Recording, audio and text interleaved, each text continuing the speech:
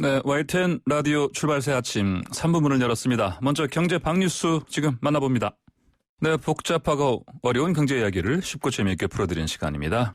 알면 대박 경제 박뉴스 참 좋은 경제연구소의 이인철 소장님 만나봅니다. 안녕하십니까? 예, 안녕하세요. 자, 그 2차 재난지원금 선별 지급이다 아니면 전체 다 준다 이런 얘기 있었는데 결국은 정부가 선별 지급 쪽으로 가닥을 잡았네요? 그렇습니다. 당정이 2차 재난지원금은 전 국민을 대상으로 한 보편적 지급이 아닌 선별적 지급으로 가닥을 잡았습니다. 어제 당정이 이제 긴급재난지원금 지급과 이 4차 추경 편성을 한 실무 협의를 가졌는데요.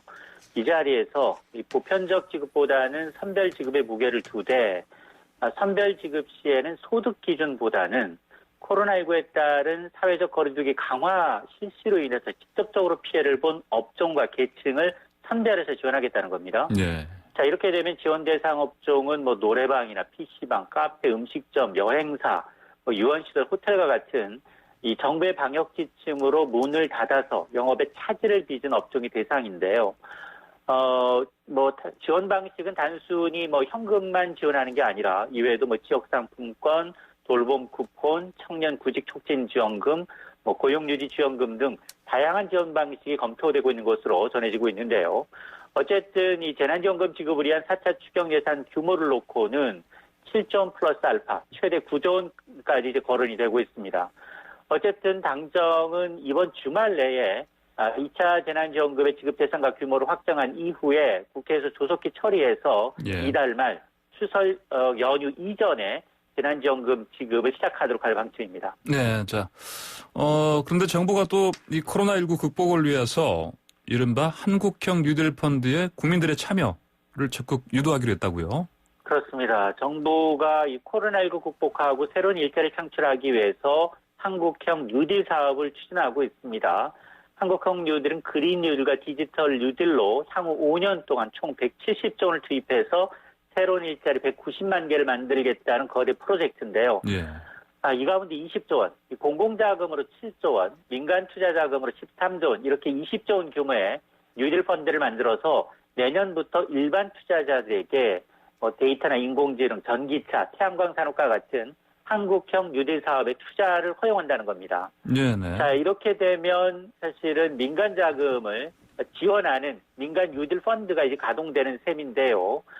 두 가지 의미가 있습니다. 우선 이 부동산에 쏠린 유동성을 한국형 뉴딜로 유인하겠다라는 것과 두 번째는 민간의 참여로 정부 재정 부담을 덜겠다는 의미입니다. 예, 그러면 이제 이것도 펀드인데요. 뉴딜 펀드. 투자를 하는 거 아닙니까? 그럼 손실을 보게 되면 어떻게 됩니까? 맞습니다. 한국형 뉴딜 펀드도 일종의 펀드입니다. 펀드는 원금 보장이 안 되는 투자 상품인데요. 정부는 그러나 손실이 나도 마이너스 35%까지는 정부가 책임을 지고 원금을 보장해 주기 때문에 사실상 원금 보장과 비슷한 효과가 있다. 추가로 세제 혜택까지 주어지기 때문에 보통 펀드하고는 다르다. 안전하고 수익성도 기대할 수 있다는 겁니다. 수익률은 이 채권 수익률 1.5% 플러스 알파 수준이고요. 국고채 이자보다도 조금 높은 수익률을 제시할 것으로 알려지고 있습니다. 또한 이제 국민 참여를 늘리기 위해서 이 공모펀드에 대해서는 세제 혜택까지 주는데요. 국민 1인당 투자 금액은 2억 원 이내, 배당 소득에 대해서는 9% 저율의 분리과세를 적용한다는 건데요. 문제는 과거에도 민간 자금으로 조성한 펀드들이 있는데 수익 창출에 실패했다는 겁니다. 당시에는 손실이 나도 세금으로 막 메꾸지는 않았는데요. MB 정부 시절 녹색 펀드, 박근혜 정부 시절 청년 펀드 등이 대표적입니다.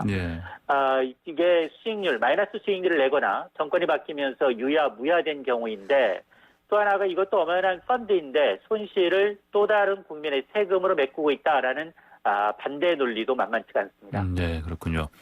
자, HDC 현대산업개발의 아시아나항공 인수 이게 사실상 무산됐다는 얘기가 나오네요. 어떻습니까? 그렇습니다. 아시아나항공 인수를 추진해온 HDC 현대산업개발이 또 한 번 재실사를 요구하면서 인수 계약이 사실상 결렬될 것으로 보입니다.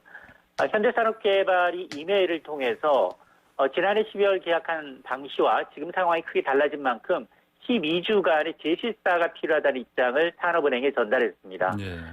이동걸 산업은행 회장은 지난달 26일 정몽규 HDC 그룹 회장을 만나서 최대 1조 5천억 원을 깎아주겠다면서 인수부담을 덜어주겠다고 새 제안을 내놨음에도 불구하고 그러나 제실사 카드를 현대산업개발이 꺼내들었다라는 건 인수 의지가 없다는 겁니다. 예. 자, 이 거래가 최종 무산될 경우에는 아시아나항공은 이 채권단 관리 체제로 넘어가게 되고요. 네. 정부는 아시아나항공의 기간산업안정기금을 지원할 것으로 보입니다.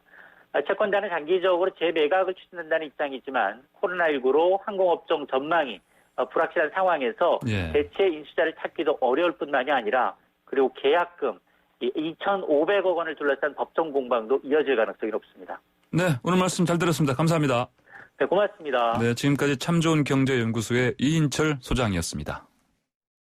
네, 정부의 2021년도 예산이 대규모로 편성됐습니다. 코로나19 장기화를 극복할 수 있도록 재정을 과감하게 투입하면서 일자리 예산도 편성했는데요. 코로나19로 고용 불안을 겪는 분들을 위해서 어떤 도움이 될까요?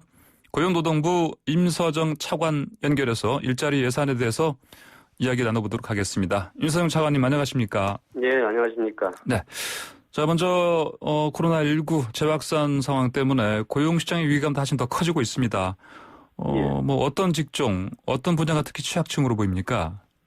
예, 전체적으로 코로나19 영향이 모든 업종들에 이르고 있지만은 특히 업종별로 보면 사회적 거리두기 영향이 큰 도소매나 숙박업, 음식업, 음식업 등 대면 서비스업 중심으로 취업자가 지속적으로 감소하고 있고요.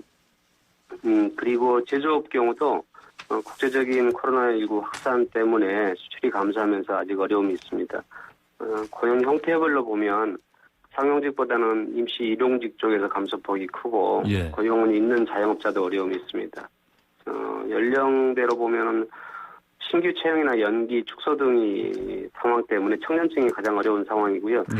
지난 4월을 저점으로 해서 3달 정도 이렇게 연속 회복세에 있었는데 최근 코로나19 때문에 재확산되면서 어려움이 가중되고 있는 것 같습니다. 예. 자, 그렇다면은 이런 상황에서 2021년 일자리 예산 무척 중요한 상황이 됩니다.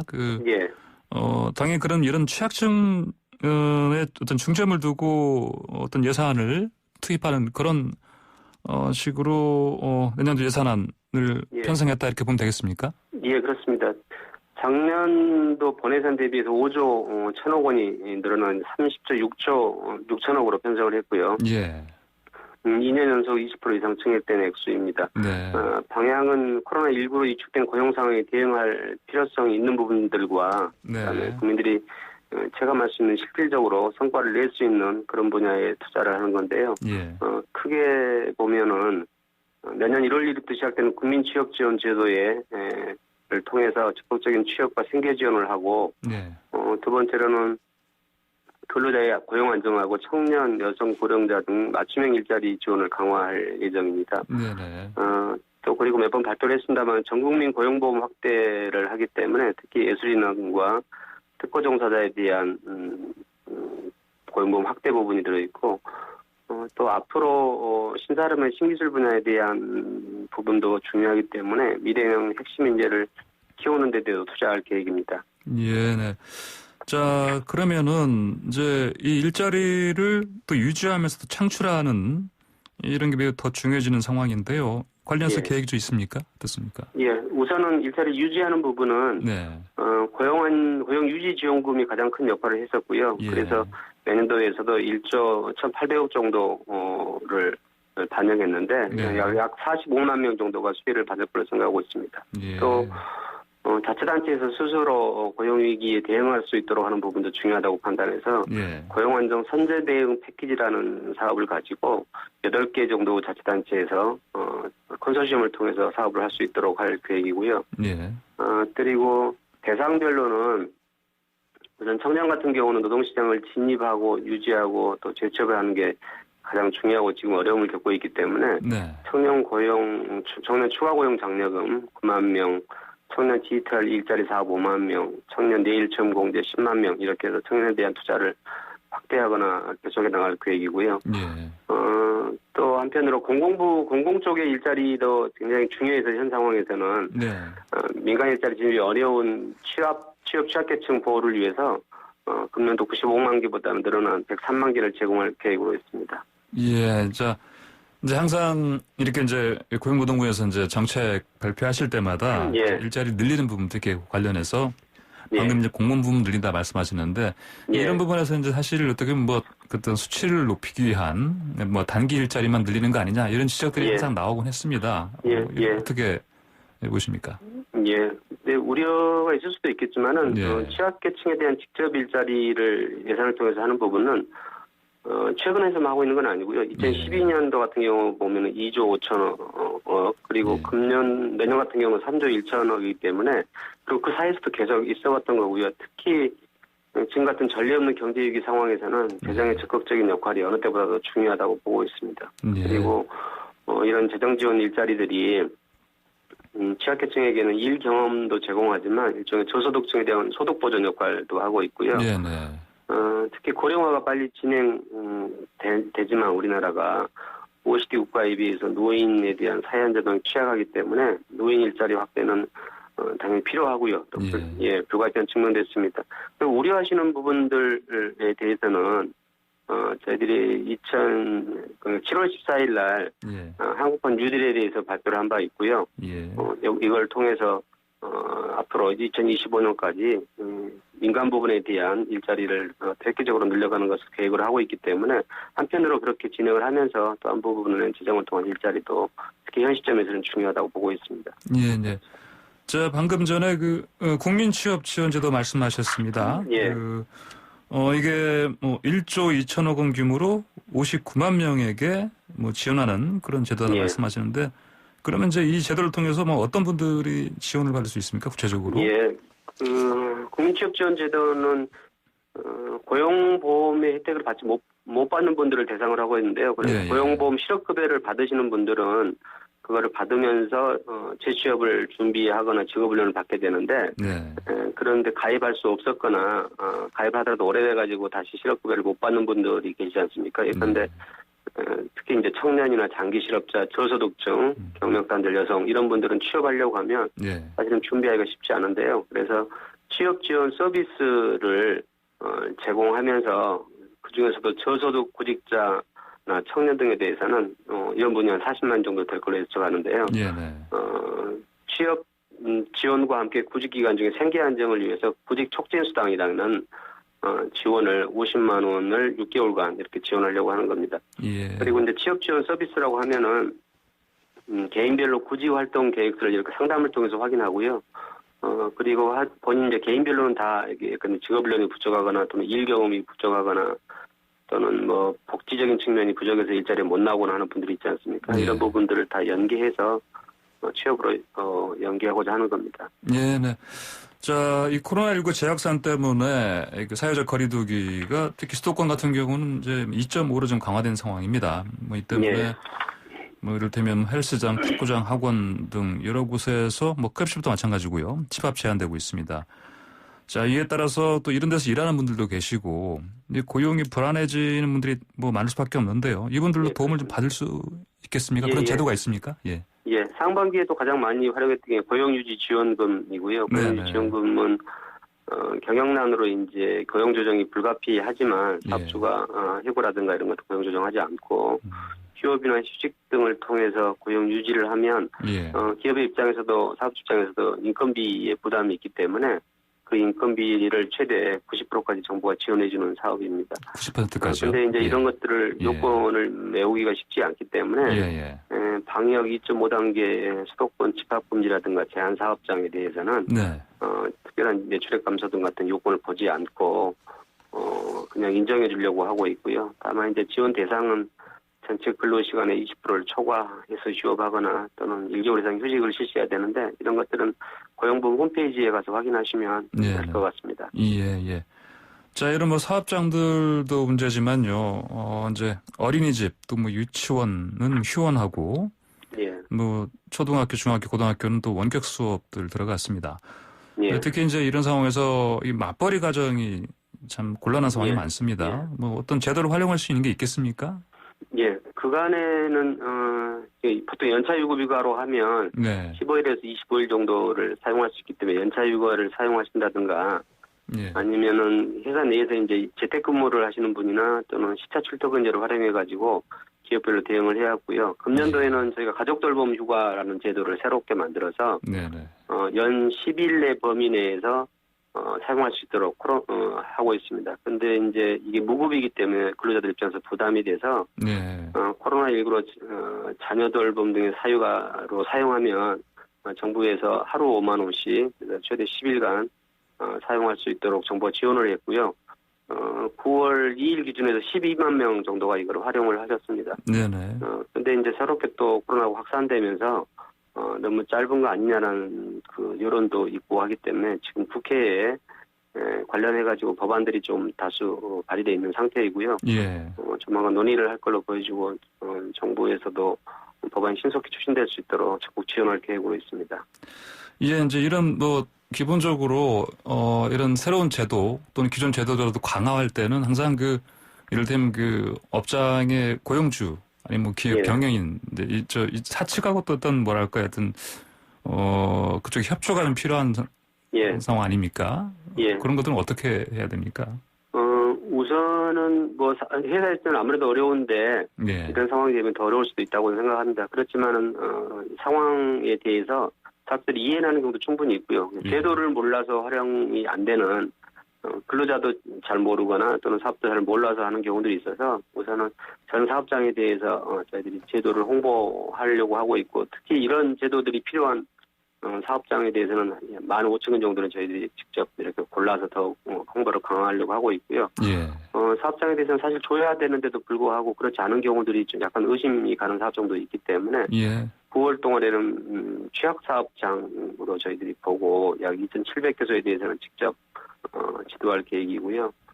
그리고 하반기 근로감독을 나가게 되면 모든 근로감독 할 때마다 이런 제도가 있음을 안내하고 또 활용할 수 있도록 지도할 계획입니다.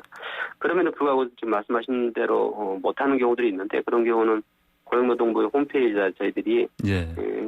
휴업이나 휴직 휴가 관련된 익명신고센터를 설치해 놓고 있습니다. 네네. 그거를 연말까지 운영할 거기 때문에 그쪽으로 신고를 해주시면 저희들이 회사하고 잘 이야기하거나 아니면 관련 사항이 위법 있는지를 확인해보고 예. 활용할 수 있도록 그렇게 하겠습니다. 네, 임 차관님께서는 사실 지금 고용노동부에서 장관님 빼고는 거의 가장 고참 아니십니까? 그렇습니다. 예. 예. 자, 그러면 지금까지 이렇게 일자리 관련해서 특히 중요한 일들을 많이 지금까지 해 오셨을 텐데 이렇게 예. 코로나19 상황이 되니까 사실 전에 없이 새로운 이런 정책 조정이라든지 제도를 마련하는 게 많이 힘드시겠습니다. 어떻습니까?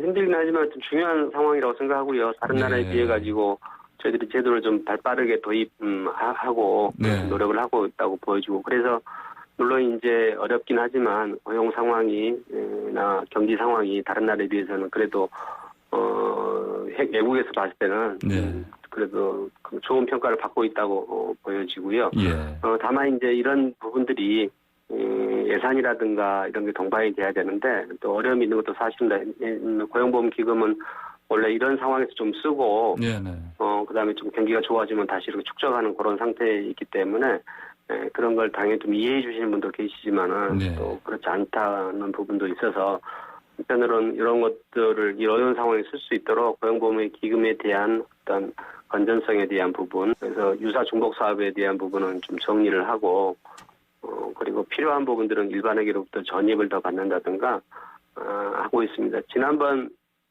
노사정 합의가 있었었는데요. 코로나19에 대한 위기 극복을 노사정이 함께 하자 하고 이렇게 위기 극복에 대해서 합의를 한 바 있는데 그 당시에도 이러한 정부 지출에 대해서 노사정이 공감을 한 바 있고요. 그리고 향후에 어떤 지출 추이라든가 재정 전망, 노사 부담 능력 등을 다 고려해서 사회적 논의를 거쳐서 필요하면 고용보험료 인상도 검토한다라고 한 적이 있습니다. 지금 당장은 아니지만 어쨌든 지금 위기 상황을 노사가 함께 극복하자는 것은 현장의 노사도 마찬가지고 노사 단체도 마찬가지인 것 같습니다. 정부는 최선을 다해서 이 위기 상황이 극복될 수 있도록 그리고 근로자 개개인 취업을 통해서 생활해 나갈 수 있도록 그렇게 노력을 하겠습니다. 네, 알겠습니다. 임 차관님 오늘 말씀 잘 들었습니다. 감사합니다. 예, 감사합니다. 네. 지금까지 임서정 고용노동부 차관이었습니다. 네, 주주총회 송소미 아나운서 나오셨고요. 안녕하십니까? 안녕하세요. 네, 마스크를 쓰고 계십니다. 자, 그리고 이상민 상대모사 크리에이터도 함께합니다. 안녕하십니까? 안녕하세요. 네. 네. 이상민 크리에이터도 역시 마스크 쓰고 계시고. 네. 좀 특대형 사이즈로. 예. 머리가 커서. 머리가 큰. 얼굴이 큰 거죠? 이게 머리도 크네요. 네, 죄송합니다. 예, 알겠습니다. 자, 이번 주 인터넷을 뜨겁게 달군 한 이슈 재미있게 알아볼까요?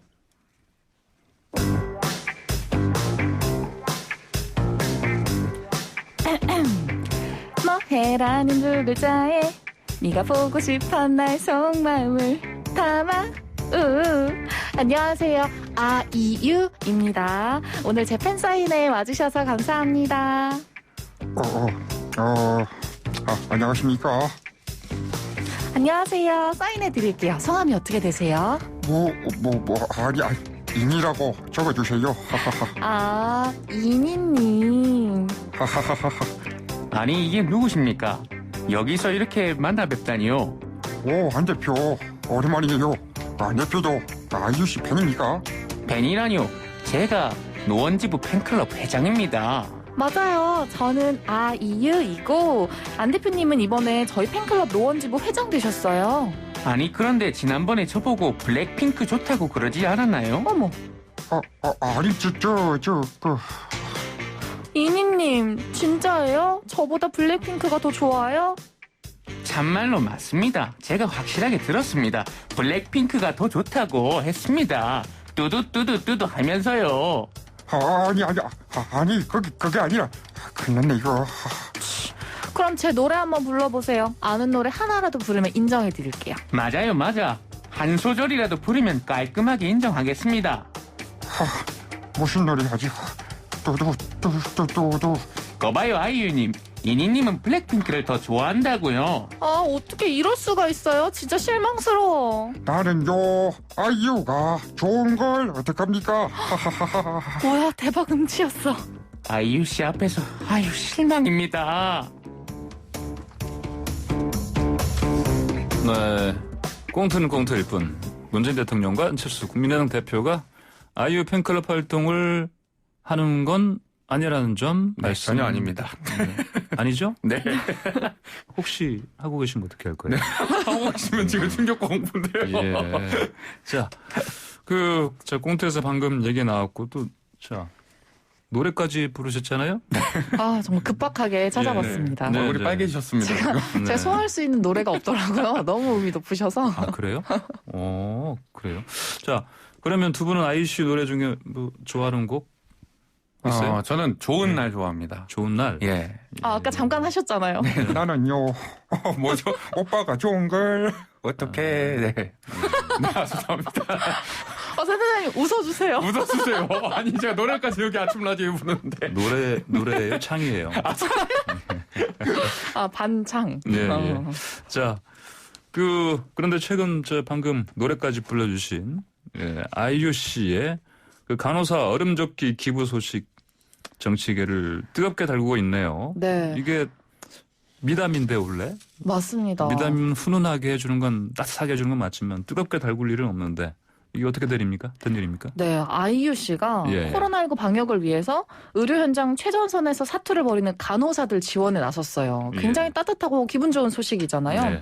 이 사랑의 열매 사회복지 공동 모금회를 통해서 대한간호협회에 1억 원 상당의 아이스 조끼 약 4,600벌을 기탁했다고 하고요. 네. 비교적 코로나 발병 초기였던 지난 2월에도 2억 원을 기부한 바가 있는데 이번에 또 기부 활동을 하면서 굉장히 이슈가 됐고요.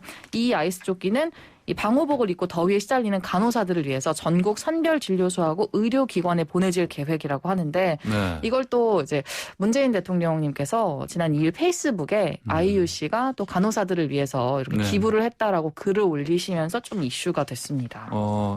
자, 그러면 또 뭐 아이유 씨 얼음젓기 기부 간호사분들이 인증샷 이렇게 찍어서 SNS에 막 올리지 않았어요? 네, 예. 요즘에는 뭐 조금만 좀 기분 좋은 일 있으면 예. 다들 SNS에 인증을 하잖아요. 그렇죠. 기부 바로 다음 날 온라인 커뮤니티에 아이유가 기부한 아이스 조끼 착용 인증샷과 반응들이 올라왔는데요.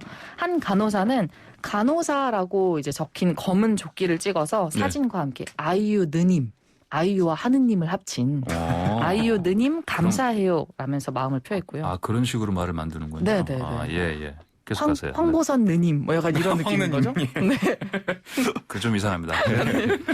막 갖다 붙이면 안 되겠습니다. 예. 또 다른 간호사는 예. 간호사라고 등에 적힌 조끼 입은 모습을 인증하면서 네. 덕분에 땡볕에서 시원하게 일합니다 라면서 고마움을 전했고요. 이를 접한 네티즌들도 역시 천사다. 간호사분들 힘내세요. 어서 코로나19 상황이 좋아지면 좋겠다. 모두 고생하신다라는 반응들을 보였습니다. 그래요. 자, 그런데 아까 말씀하신 대로 이게 정치적인 쟁점으로 번졌습니다. 왜 네. 그렇죠? 조금 전에 말씀드렸던 그 페이스북 때문인데요. 예. 문 대통령이 더운 날씨에도 현장을 지키고 있는 간호사들을 향한 격려 메시지를 전했는데 네. 그 메시지가 이제 현재 파업 중인 의사들과 편가르기를 한다라는 네. 논란에 휩싸인 거예요. 간호사들에게만 격려를 했다라는 시선과 또 의사들도 고생을 하고 있지만 간호사분들이 얼마나 고생을 하는지 우리 국민들은 다 알고 있다라는 메시지 때문이었는데요. 네. 하지만 해당 글과 관련해서 논란이 계속되니까 노영민 대통령 비서실장이 지금까지 의사들에게 여러 번 고마움을 표현했었다라면서 편가르기 의혹을 부인했습니다. 정치권 반응은 또 어떻습니까? 먼저 여당은 좀 민감한 모습에 굉장히 놀랐다는 반응들이 많았어요. 네네. 고민정 더불어민주당 의원은 또 역시나 페이스북에 대통령이 간호사들에게 보낸 감사 메시지에 대해서 편가르기라면서 굉장히 떠들썩한데 우리 사회가 왜 이렇게 극단적으로 치닫게 됐을까라고 썼고요. 네. 같은 당의 정청래 의원 역시도 간호사 선생님들 참 고생 많다고 위로하고 격려한 대통령이 무슨 잘못이 있다고 시비를 거느냐면서 뭘 모르거든 가만히 계세요. 트집을 잡고 시비를 거는 생각이 삐뚤어진 분들은 반성하세요. 라고 지적하기도 했습니다. 네. 이런 것까지 그렇게 무슨 편가르기냐 이런 식으로 보는 게 삐뚤어진 분들이다 이렇게 네. 비판하셨군요. 야당은 근데 그렇게 반응하지 않을 텐데요. 네, 야당은 오히려 여당을 이해하지 못하겠다 이런 반응이었는데요. 국민의힘 서울 송파병 당협위원장인 김근식 경남대 교수는 정청래 의원을 향해서 난독증이냐라면서 대통령이 고생하는 간호사 격려하고 감사하고 위로한 걸 누가 잘못이라고 하나 명분은 간호사 격려인데 실제로는 파업 중인 의사와 현장 지키는 간호사를 이간질하기 때문이다라고 설명하기도 했고요. 안철수 국민의당 대표 역시도 문 대통령의 발언에 대해서 국민을 이간질하고 상처 주는 말씀을 중단할 것을 강력히 촉구한다라고 비판하기도 했습니다. 이 부분 우리 크리에이터께서 한번 다시 한번 말씀해 주시면 어때요? 어떤 부분이요? 안철수 국민의당 네네. 대표의 발언이요. 이러면 안 됩니다. 문 대통령께서 전임 대통령의 모습을 지금 보여주고 있습니다. 그토록 얘기하셨던 국민통합은 도대체 어디로 갔단 말입니까? 이러면 안 됩니다. 실망합니다. 이렇게 약간 네. 다른 사람이 잠깐 느껴졌는데 누구요? 다시 돌아왔어요. 박근혜. 네. 무슨 말씀하세요? 예, 청취자 여러분 방금은 성대모사였습니다. 성대모사였습니다. 예. 음성지원이었습니다. 자, 그러면 이제 IUC 팬들은 이 여름조끼 편가르기 이슈 좀 난감해하지 않겠어요? 네, 예. 보통 이제 가수나 팬덤에 계신 분들은 그 본인 사랑하는 가수의 선행이 정치적으로 이용되는 걸 굉장히 경계하거든요. 대통령께서 가수 아이유의 선행을 높이 사주신 점에 대해서 황공할 따름이오나 아이유가 간호사분들에게만 기부한 걸로 오해하는 국민들이 있을 듯하여 바로잡게 된다는 점을 말씀드립니다라고 설명을 했고요.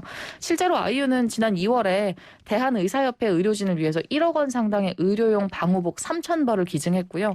코로나19 예방과 확산 방지를 위해서 무려 5차례나 기부를 했다고 합니다. 예, 그렇군요. 자, 간호사의 노고, IUC의 선행에 대해서 감사를 표한 문재인 대통령. 근데 이거가 관련해서 이제 방금까지 말씀하신 대로 의사, 간호사 편가르기 했다 그러는데 방금 전에 제가 그 의사 출신 안철수 국민의당 대표 반응을 물어봤는데 또 다른 거 또 있어요? 어떻게 정말 궁금하십니까? 예, 자세한 건 제 SNS에 나와 있습니다. 그래요? 조금 전에 준비한 게 답니다. 아, 그래요? 제가 너무 미리 물어봤구나. 일회용인가요? 깜짝 놀랐습니다. 그래서 저기 좀 준비를 해두셔야지 제 이해. 전임 대통령의 모습이 보인다 이 정도 하겠습니다. 예, 알았습니다. 자, 다음 이야기 넘어가겠습니다. 이번엔 목소리로 양심판 사람들에 대한 얘기 해볼까요? 자, 두 분 혹시 이제 목소리를 양심한다는 게 저기잖아요. 네. 보이스 피싱. 맞아요. 보이스로 피싱한다. 낚시한다. 그렇죠. 자, 이런 전화 받은 경험 있어요? 저는 다짜고짜 전화를 거셔서 예. 법원입니다. 약간 근데 예, 뭔가 예. 이제 표준어보다는 좀 약간 예, 예. 조선족이나 약간 예. 중국어의 느낌이 좀 나는. 아, 바로 그걸 감지했어요? 검찰입니다. 예. 법원입니다. 약간 이런 느낌이 뭔가 들면 뭔가 의아하더라고요. 그래서 성대모사 잘하시네요. 잘하시네요. 그래서 그냥 천직이시네요. 네. 네 이러고 전화를 끊었어요. 저는 아. 그냥 댓글을 하는 것조차 좀 무섭더라고요. 아, 그래요? 저는 그 성대모사를 연구를 하다가 예. 연구하는데 몰두하고 있는데 전화가 온 거예요. 그래가지고 예. 한참 그때는 이제 조국 전 장관 따라하다가 아, 예. 이제 전화가 가지고 뭐 대출 상담입니다. 예. 예, 아닙니다. 예, 이러고 끊었거든요. 제가 예. 그래가지고 그럼 이왕 연습하던 김에 그냥 나 장관인데 이렇게. 맞아. 그러면 제가 또 역공을 하는 거기 때문에 아, 그래요? 예. 자, 그런데 그 최근에 보이스피싱 개인 피해액 중에서 이 정도 큰 피해액이 나왔으면 제가 지금 보니까 원고에 네. 26억 원으로 나와 있는데 맞아요? 네, 맞습니다. 정말이에요? 네, 정말 충격적이죠. 누가 이렇게 당했어요? 보통 우리가 보이스피싱이라고 하면 뭐 한 번에 뭐 2천만 원, 뭐 6천만 원 예. 이렇게 큰 금액이어도 6천만 원 정도라고 생각을 하는데 네. 이번에는 무려 26억 원이었습니다. 50대 여성한테 26억 원을 탈취한 보이스피싱 일당 8명이 붙잡혔는데요. 한 명이 아니라 조직적으로 움직이는 사람들이었어요. 네. 지난 2일에 이 일당 중에서 수거책이 4명이었고 중국 국적의 중간책이 3명, 환전상이 1명으로 8명이 검거가 됐는데요. 택배 문자를 이용한 보이스피싱으로 무려 13차례나 같은 피해자에게 범행을 저질렀다고 하고요. 하지만 다행히도 폐쇄회로에 찍힌 모습 때문에 덜미를 잡혔다고 합니다.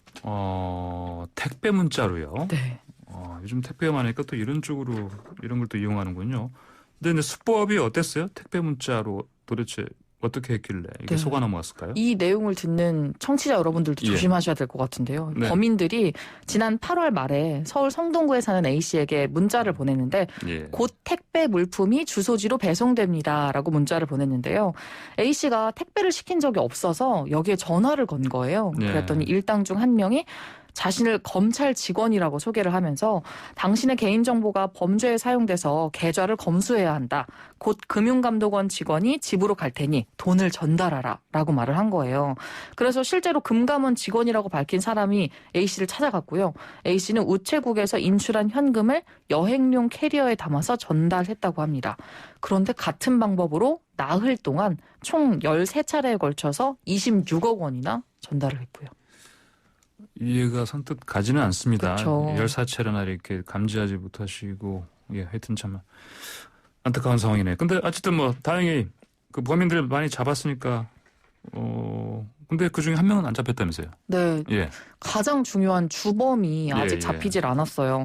경찰에 따르면 26억 원 중에 대부분이 중국으로 보내진 상태라고 하는데요. 예. 그런데 이 주범은 채팅 아이디로만 알려져 있대요. 그래서 이제 실제로 어떤 모습인지 유령처럼 숨어 있기 때문에 찾을 예. 수가 없는데 현재 환전상은 범행을 부인하고 있고 예. 중간책도 주범의 신상을 말하지 않고 있다고 하고요.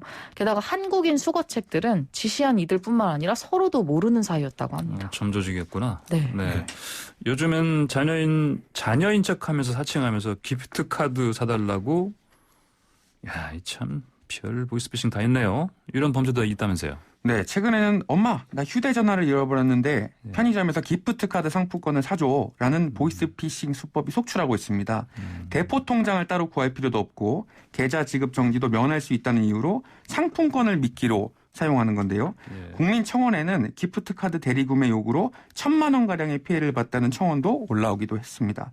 아주 가까운 지인이라도 상품권 핀 번호를 요구할 때는 상대방과 직접 전화를 하는 등 확인하고 도움을 주셔야겠습니다. 상품권 핀번호라면 비밀번호 말씀. 예, 그렇습니다. 네, 그렇군요. 자, 이렇게 피해 금액 크고 방식도 갈수록 고도화되고 있는데, 자, 이런 보이스피싱 범죄를 보고 문재인 대통령께서 어떤 말씀하셨을까요? 그 민생을 해치는 그런 범죄 절대로 안 됩니다. 그 경기가 어려울수록 국가가 그런 보이스피싱 범죄 확실하게 잡겠습니다. 민생이 먼저다. 하하하. 네. 어떠세요? 예.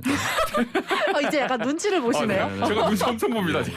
어떠세요? 예, 어쨌든 뭐, 예, 모조리 다 잡아냈으면 좋겠습니다. 예, 예. 자, 오늘도 두 분이 준비하신 한이슈 주주총회 잘 들었습니다. 감사합니다. 감사합니다. 네, 지금까지 송소미 아나운서, 이상민 성대모사 크리에이터였습니다. 네, YTN 라디오 출발새 아침 3부 순서 여기서 마치고요. 잠시 후 4부로 돌아오겠습니다. 네, 금요일 오전엔 김대호 연예전문기자와 함께하는 연예계 소식 같이 합니다. 자, 한 주를 마무리해줄 오늘의 소식 무엇인지 얼른 만나봅니다. 자, 안녕하십니까? 네, 안녕하세요. 자, 이번 주 내내 화제였죠? 방탄소년단의 빌보드 핫 100 차트 1위 다이너마이트 소식인데, 자, 이 의미는 뭐 저희가 많이 얘기했으니까 그러시죠. 네. 우리 저 김대호 기자님께는 다른 거 여쭤봐야죠. 그러면은 네. 그냥 이렇게 뭐 기록했다 그게 아니고, 네. 싸이는 아깝게 그때 2위에 얼마 또 머물렀더라? 그렇죠. 정확히 2위죠. 안 나는데. 예, 2위에 머물렀고 방탄소년단 1위를 기록했는데 이게 차이가 크지 않습니까? 네, 일단 이제 싸이 같은 경우에 이 예. 방탄소년단이 핫백 차트에 예. 헌드레드 차트에 1위를 기록하면서 축하의 글을 올렸어요. 아. 정말 대단하다. 진심 싸이가. 자랑스럽다. 싸이가. 예. 네, 그만큼 어려웠다는 그 얘기겠죠. 예. 2등 한 사람이 1등에 대해서 이 칭찬을 해주는 것만을 봤을 때는 굉장한데 네. 이 지금 이제 질문하신 대로 싸이는 왜 안 됐지만 네. 왜 방탄소년단은 됐을까? 아, 그게 왜 못 됐는지. 그걸 이제 왜 못- 돌아가게 되면은 한 예. 90년대쯤으로 돌아가시면은 예. 전 세계적 그다음에 우리나라에서도 선풍적인 인기를 얻었던 예. 마카레나 춤이라는 걸 아마 네네. 기억하실 것 예, 같아요. 예, 예. 이 마카레나 춤과 같은 경우에 어느 날 갑자기 세계에 유행을 일으키면서 네. 굉장한 인기를 얻었었거든요. 예. 근데 이제 싸이의 강남 스타일 같은 경우엔 예. 물론 이제 그 해외 진출이나 뭐 이런 부분에 대해서도 염두에 두고 작곡도 하고 프로듀싱도 했었지만 예. 조금은 이제 우연성이 있었기 때문에 이 1등까지는 지속적인 인기 부분에 있어서는 조금 어려운 측면이 있었지만 이 방탄소년단 같은 경우에는 사실 어느 날 갑자기 나타난 그룹이 아니라 예. 지금 이제 2020년이니까 한 벌써 준비를 할 때부터 한 11년, 10년이 지난 그룹이에요. 네. 그만큼 내실이 다져져 있고 그다음에 이제 그 조금 나중에 이야기할 이제 방시혁 프로듀서. 대표 그다음에 예, 예. 프로듀서 예. 이 사람의 능력 예. 이런 부분에 대해서 평가가 돼야 되지 않을까 하는 생각이 듭니다. 네, 네. 저 방금 방시혁 프로듀서 얘기하셨는데, 자, 방탄소년단이 이렇게 네. 핫백 차트 1위까지 가는데 어떤 역할을 한 겁니까? 예, 방시혁 대표 같은 경우에는 서울대 미학과 출신이에요. 아, 미학과예요. 네. 그것도. 동기분 중에 굉장히 지금 예. 활발하게 그 양쪽 모두 다 이제 비판하고 있는 예. 진중권 교수가 이제 예, 동문이겠죠? 그러겠네요. 네, 네. 그리고 이제 1997년도. 근데 이 시점도 예. 굉장히 중요한 시점인데요. 예.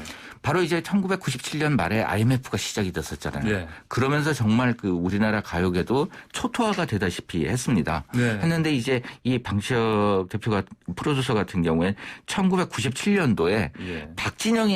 박진영에게 이제 스카웃이 돼서 JYP 엔터테인먼트에서 이제 프로듀서의 길을 들어서기 시작을 했어요. 네. 근데 그때 당시에는 조금 이제 뭐랄까 그때 유행하던 거에서 벗어나서 예. 조금 이제 그 신선하다는 평가 예. 뭐 이런 것들이 좀 그 있었죠.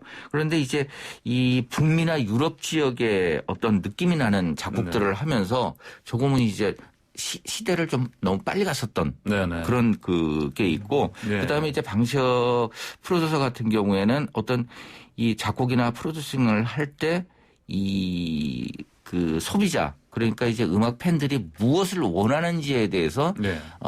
인지를 하고 있어요. 알고 있기 때문에 이러한 것들이 바탕이 되어져서 이 세계화를 할 수 있었던 그런 동력이 되지 않았나 하는 그런 생각이 듭니다. 그래서 예. 이제 이 2005년부터 이제 그 빅히트 엔터테인먼트를 설립해서 이제 JYP와 이제 갈라섰는데 예. 그 이후에도 이제 그 JYP에서 하고 있는 이 그 그룹에 대해서 예. 계속적으로 프로듀싱을 해왔었죠. 아, 그렇군요. 자, 그럼 앞으로 방탄소년단 이 인기 뭐 이게 계속 가겠죠. 또 뭐 군대도 가야 되지만. 네. 예. 그 군대는 이제 공시로서 이제 이야기를 했는데 내년에 이제 그 한 멤버가 이제 부대를 가야만 되는 상황이라고 합니다. 예. 근데 이제 그렇다 하더라도 이 방탄소년단 같은 경우에 여러 가지 이제 솔루션이 마련이 되어 있고 과거에는 이 그룹에서 한 멤버가 군대를 갔을 때는 해체냐 아니면 중단이냐 이런 거를 했었지만 이제 많이 학습 효과가 생겨가지고 한 멤버가 가더라도 그 자리를 메꿀 수 있는 다른 어떤 솔루션을 가지고 있는 상황이에요. 그래서 충분히 앞으로도 계속적으로 활동이 되지 않을까 하는 생각이 듭니다. 네, 자 다음 소식 넘어가겠습니다. 자, 아이유 씨 뭐 선행은 뭐 많이 들었고요. 네. 그런데 배우 김희선 씨도 지금 코로나19 힘든 시기에 어떤 뭐 또 착한 임대인 행렬이요? 이거 동참했다고요? 착한 임대인 건물 주인 아닙니까? 그렇죠. 그 연예인들 같은 경우에 이제 부업이나 아니면 재테크 수단으로 해서 이제 그 여러 가지 건물들을 소유하고 있는데 이 김희선 씨 같은 경우에는 이제 이 어려운 사람들을 특히 이제 그 임대를 준 사람에 대해서 이렇게 이 월세를 안 받는 그런 일들을 했다고 합니다. 그래서 이제 굉장히 화제가 되고 있고 그다음에 또 사실 이제 김선 씨 같은 경우에는 알려져서 그렇지만 다른 이제 그 어떤 이 연예인 건물주 같은 경우에도 조금 이제 월세를 싸게 받는다거나 아니면은 또 이제 아예 면제를 해준다거나 이런 일들이 종종 있습니다. 예, 그렇군요. 이제 김희선 씨의 평소 성품, 김대우 기자께서는 이제 가까이서도 많이 접촉하시는 길이 있지 않습니까? 저는 굉장히 잘 아는데요. 김희선 씨 같은 경우에 이거에 대해서 내보이고 뭐 하고 그러는 게 아니라 그냥 성격상으로 선행을 해요. 본인 자신이 욕먹는 선행도 해서 화제가 됐었거든요. 그때 뭐였냐면 이제 일반 그 스태프들이 출연료를 못 받고 자신은 이제 주연이지만 조연급 출연자들이 못 받을 때 이에 대해서 다른 배우들 같은 경우에는 그냥 자기 명예나 아니면 그냥 뭐 이렇게 넘어가고 하는데 이에 대해서 이제 월급을 제대로 못 받고 있는 스태프들을 위해서 소송을 일부러 이제 자신의 이름을 걸어준다든지 뭐 이렇게 조금 희생이 따르더라 하더라도 어려운 사람들을 굉장히 많이 돕고 있고 그다음에 또 김선 씨 같은 경우에는 이 눈물을 흘리면서 도와주는 것들이 있었어요. 그래서 그래요?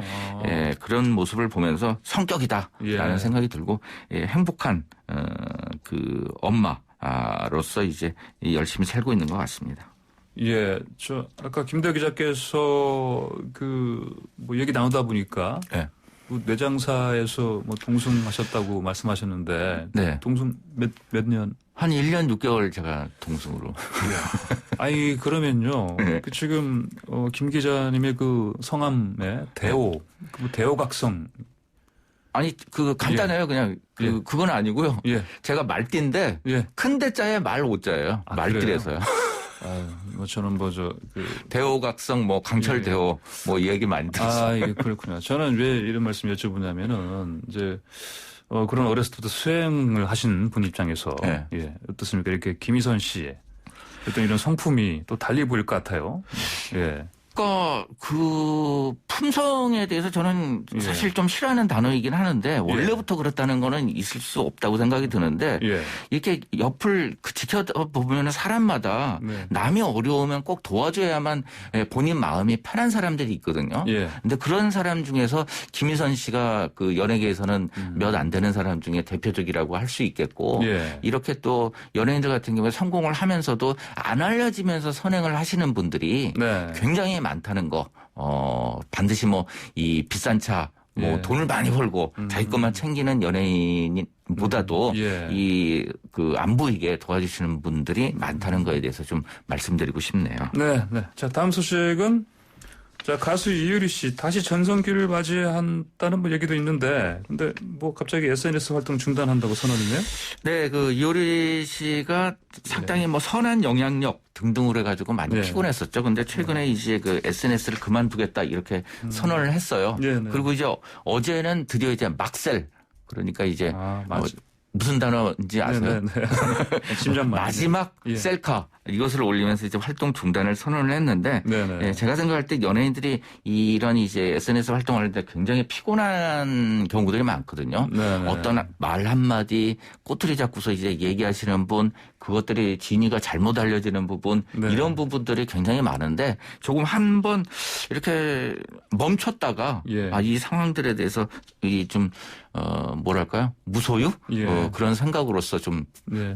조용한 시간을 가지고 다시 이제 선한 영향력을 행사할 수도 있지 않을까 하는 생각이 듭니다. 아, 그렇군요. 연예인들의 SNS 소통 이게 이제 뭐 양날의 검이 되지 않습니까? 그렇죠. 예. 소통과 같은 경우에 소통으로서 가까이 돼야지만 때로는 이제 어떤 아주 작은 실수, 예. 이 단어 선택 이런 거로 인해 가지고 굉장히 공격을 받게 되고 예. 그다음에 또 이제 불미스러운 사건에 휘말렸을 때는 이와 관련해서 즉각적으로 이 반응을 직접 받아야 되기 때문에 네네. 굉장히 어려운 점이 있습니다. 그래서 슬기롭게 네. 이러한 SNS도 하는 게 연예인이기 때문에 유명인이기 때문에 더 신경을 써야 되지 않을까 하는 생각이 듭니다. 네, 뭐 연예 전문 기자시지만 또 이게 자격증 전문 기자시니까요. 네. 자격증 50몇 개였죠 원래? 53개입니다. 근데 최근에 또 하나 시도하셨다면서요? 네, 농기계 운전 예. 자격증을 충남 예산에서 시험을 쳤는데요. 예. 떨어졌습니다. 아니, 그러니까 우리가 흔히 말하는 뭐 딸딸이 경운기. 경운기. 예, 우리가 예. 경운기 연결하는 거에 체결에 실패해가지고. 체결 실패했어요. 예. 한번 처음 해봤는데 예. 다음번에는 아마 꼭 되지 않을까 하는 생각이. 아니 다른 자격증은 이해가는데 왜 그걸 하시려고 하세요? 귀농을 할 때 이 자격증을 따놓으면 경운기 콤바인 2한계 그다음에 예. 트랙터를 네. 아주 값싼 가격에 농기계 센터에서 대여를 해주거든요. 네, 그런 게 있어서 예. 뭐 귀농에 대해서 아직까지 생각이 없지만 그냥 준비하는 차원에서 네. 땄습니다. 알겠습니다. 오늘 말씀 여기까지 듣겠습니다. 감사합니다. 네, 감사합니다. 네, 지금까지 김대호 연예 전문 기자였습니다. 네, YTN 라디오 출발새 아침 오늘 저희가 준비한 소식은 여기까지입니다. 민주당과 의료계가 밤샘 협상 끝에 합의에 이르렀다는 소식이 들어와 있습니다. 이 내용은 이어지는 뉴스에 자세하게 전해드리겠습니다. 저는 다음 주 월요일 아침 7시 정각에 변함없이 슬기로운 내용으로 찾아뵙겠습니다. 지금까지 황보선이었습니다. 감사합니다.